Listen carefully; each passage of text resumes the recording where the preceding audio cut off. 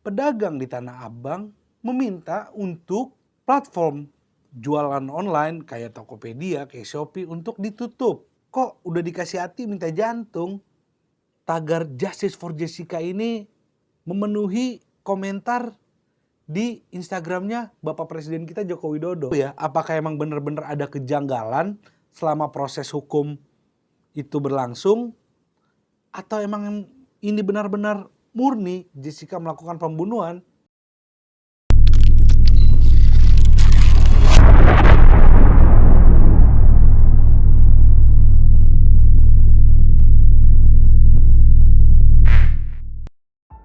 Halo Bor, kembali lagi di Riba, review berita bareng gue, si Ali Riba. Seneng rasanya gue bisa nyapa lu lagi. Dan jangan lupa, agar gue makin semangat untuk membagikan update-update berita terbaru, jangan lupa untuk subscribe channel kita ini. Nah, pada kesempatan kali ini gue bakal bawain beberapa berita yang sedang rame-ramenya di jagat dunia maya, lebih tepatnya sih.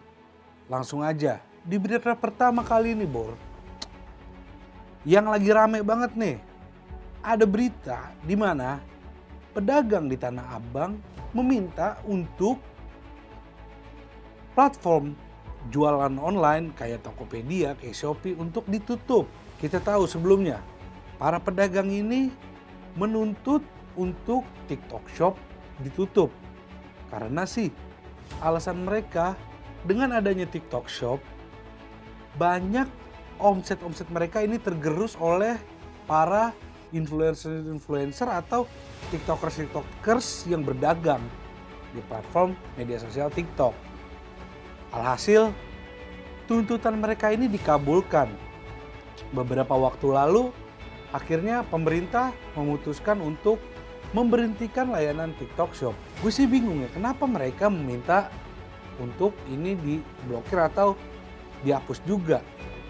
Padahal kan kita tahu situs jual dagang ini nih udah ada regulasinya, ada peraturannya, ada tata tertibnya lah. Mereka ini kan mengikuti regulasi-regulasi yang udah dikeluarkan pemerintah. Ya otomatis nggak bisa dengan gitu aja dong para pedagang ingin nutup platform jual dagang ini. Mendak Zulkifli Hasan udah ngasih kabar juga kalau untuk menutup layanan-layanan jual dagang seperti Tokopedia, seperti Shopee dan lainnya ini agak sulit. Yang ada adalah lebih kepada menata peraturan-peraturan yang berlaku. Seharusnya sih para pedagang juga nggak perlu panik-panik banget ya. Toh ini kan zaman juga udah modern. Pembeli pun udah mulai berubah. Ada yang menginginkan segmen online dan masih banyak juga yang membutuhkan segmen offline. Justru harusnya para pedagang ini bisa mengkolaborasikan antara jual beli online dan offline. Netizen pun merespon berita dari keluhan pedagang di Tanah Abang ini. Dari yang sebelumnya mendukung, sekarang netizen balik menyerang. Mereka beropini kalau para pedagang di pasar Tanah Abang ini kok jadi ngelunjak. Kok udah dikasih hati minta jantung. Ya gitulah, kita tahu sendiri kan. Netizen kita ini kan galak-galak dan frontal-frontal juga. Seharusnya para pedagang juga bisa mengerti itu. Toh kan ditutupnya TikTok Shop itu juga atas tekanan dari netizen-netizen. Nah gue berharap sih ya kita masih bisa santai-santai lah, gak perlu tegang-tegang lagi lah. Gue juga yakin kok Tanah Abang itu ya, itu tuh pusat grosir terbesar loh. Gue rasa juga gak bakal kurangan pembeli lah. Oke Bor, sekarang kita masuk ke berita kedua. Rame di media sosial dengan munculnya film Ice Cold, di mana film ini menceritakan tentang kasus pembunuhan Mirna oleh Jessica. Kita tahu beberapa tahun lalu sempat menghebohkan dunia nih kasus pembunuhan yang dilakukan oleh Jessica ini kepada Mirna.